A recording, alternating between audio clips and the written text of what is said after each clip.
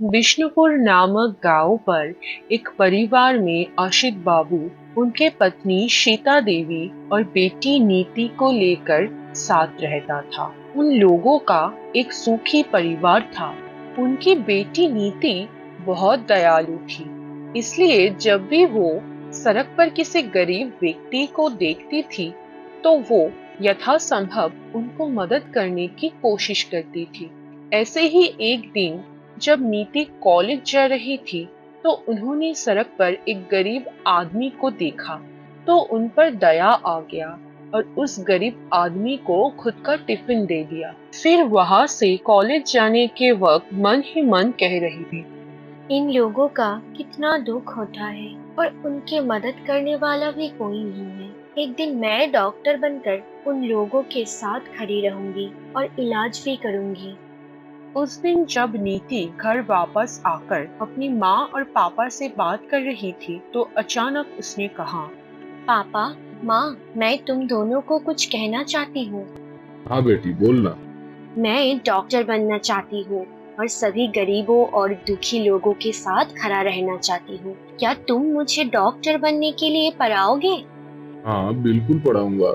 तेरे ये सोचने के लिए मुझे तुझ पर गर्व हो रही है। एक दिन तुम डॉक्टर बन जाओगी और सबके पास खड़ी रहोगी।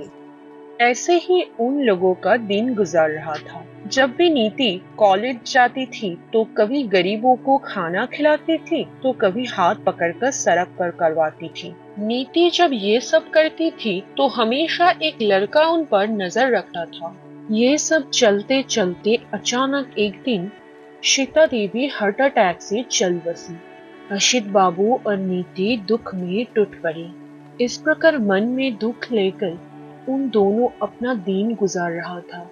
ऐसे ही एक दिन नीति घर पे बैठकर अपनी माँ की तस्वीर हाथ में लेकर रो रही थी। तभी उसके पिता घर पर आए। नीति बेटी, अब मत रो। जिसको जाना था वो तो चली गई। अब अगर तू ऐसे ही रोते रहेगी तो तेरा तबीयत खराब हो जाएगा। और क्या ही करूं पापा, माँ इस वक्त क्यों हमें छोड़कर चली गई, ये तुम कह सकती हो क्या? बेटी, हमारे हाथ पर तो कुछ भी नहीं है। भगवान ने तेरे माँ को हमेशा के लिए उनके पास ले लिया। अच्छा तू ही बता, तुझे नया माँ का जरूरत है तो मैं तेरे लिए फिर नया माँ लेकर आऊंगा। एक नई माँ आएगी तो पापा का जिंदगी में एक साथी होगा, वरना पापा अकेला हो जाएगा। हाँ पापा, तुम एक नई माँ लेकर आओ।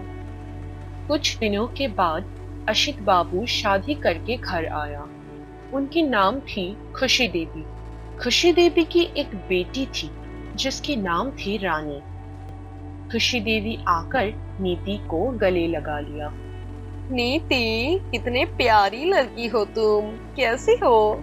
ठीक हूँ, आप कैसी हो? मैं अच्छा हूँ। तुम सब घर आओ, बहुत दूर से आए हो। अगले कुछ दिनों तक खुशी देवी नीति के साथ बहुत अच्छा व्यवहार कर रही थी। जैसे जैसे समय बीतता गया, खुशी देवी की असली रूप सामने आने लगी। जब भी आशिक बाबू ऑफिस जाता था तो खुशी देवी घर का सारा काम नीति से करवाती थी और उस पर अत्याचार करती थी। इसलिए नीति अधिकांश दिन ही कॉलेज नहीं जा सकती थी। लेकिन जब अशित बाबू घर लौटता था तो खुशी देवी ने नीति के साथ बहुत अच्छा व्यवहार करती थी। खुशी देवी की बेटी रानी बहुत अच्छा थी। नीति के साथ बात करने जाती थी, लेकिन खुशी देवी जब भी देखती थी तो उसने रानी को डांट कर घर लेकर चली आती थी। ऐसे ही चलते चलते एक दिन, बहुत दिनों से सोच रही हूँ कि तुम्हें कुछ बताऊं। हाँ बोलो ना। नीति की तो शादी का उम्र हो गया है, अब उसकी शादी का बंदोबस्त करो। क्या बोल रही हो तुम? नीति अभी पढ़ाई कर रही है, वो अभी शादी नहीं करेगी। शादी करने का निर्णय उसकी क्यों होगी? तुम उसकी शादी तय करके उसको बता दोगी? नहीं, मैं उसके मर्जी के खिलाफ जाकर उसकी शादी नहीं करवाऊंगी। खैर, तुम्हारी और एक बेटी सी है रानी। रानी भी बड़े हो रही है, तो फिर तुम नीति और रानी के खर्चे एक साथ संभाल पाओगे क्या? देखो, तुम मुझे नीति की भलाई के लिए लाई थी, इसलिए उसकी भलाई मुझ पर छोड़ दो। मैं जो कह रही हूँ वो करो। अच्छा, इससे नीति की भलाई होगा तो फिर ठीक है, वही होगा। उस दिन नीति कॉलेज से घर लौटने के बाद अशित बाबू ने कहा, नीति, कल शाम तुम तैयार रहना, तुम्हारे लिए रिश्ता आएगा। ये तुम क्या बोल रहे हो पापा? तुम नहीं जानते कि मैं पढ़ लिख कर डॉक्टर बनना चाहती हूँ और लोगों के पास खड़ी रहना चाहती हूँ। क्या डॉक्टर? डॉक्टर बनना इतना आसान है क्या? और पढ़ने के लिए बाहर जाती है, कुछ ना कुछ गलत काम करके चली आएगी तो परिवार का इज्जत चला जाएगा।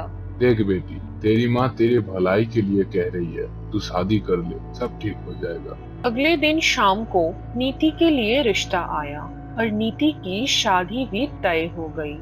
जब प्रधान नीति को शादी करके घर आया तो नीति की सास आशा देवी, देवर संतोष और देवरानी मीरा सभी एक साथ मिलकर उन दोनों को आमंत्रण कर रहे थे। आओ, घर आ जाओ बहू, हम सब तुम दोनों के लिए खड़े हैं। हाँ हाँ, जल्दी आओ, मैं तुम्हें तुम दोनों का कमरा दिखाती हूँ। नीति जब से इस घर में आई तो उसकी दिन अच्छा चल रही थी। इस घर में आने के 2 दिन बाद नीति की जन्मदिन थी।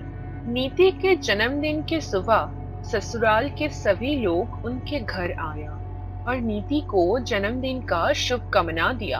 आखिरकार आशा देवी नीति के सामने आई। ये लो बहू, ये तुम्हारे लिए। ये क्या है माँ जी? तुम खुद ही खुलकर देख लो। नीति ने कागज खुलकर देखा तो वो मेडिकल एंट्रेंस का फॉर्म था। ये देखकर नीति बहुत खुश हो गई। अरे माँ जी, आपको कैसे पता चला कि मैं डॉक्टर बनना चाहती थी? हाँ, हम लोग सब जानते हैं। क्या तुम्हें याद है, हर दिन कॉलेज जाने के बाद जब तुम गरीब लोगों का हाथ पकड़कर सड़क पार करवाती थी, उन्हें तुम्हारा खुद की टिफिन भी देती थी, ये सब मैं देखता था और तब से मैं तुम्हें पसंद करने लगा था। सिर्फ इतना ही नहीं, प्रधान मुझे भी लेकर गया था तुम्हें दिखाने के लिए। समाज के लोगों के लिए तुम्हारी कर्तव्य भी मैंने देखी है और तब मैं समझ गई थी कि तुम ही मेरे घर का योग्य पत्नी बनोगी। फिर मैं रिश्ता लेकर तुम्हारे घर गई थी। तुम्हारे इस घर में आने के बाद तुम्हारी डायरी पढ़कर प्रधान को इसके बारे में पता चला। फिर प्रधान मेरे पास आकर बताया, इसलिए मैंने ये फैसला किया। ये मेरे जिंदगी का सबसे बड़ा तोहफा है। मेरे मायके से मेरे ससुराल इतने अच्छा होगा, ये मैंने सोचा नहीं थी। आप सबको बहुत बहुत शुक्रिया। मैं तुम्हारा दिया हुआ तोहफे की लाज रखूंगी। मैं डॉक्टर बनकर गरीब और दुखी लोगों के साथ खड़े रहूंगी।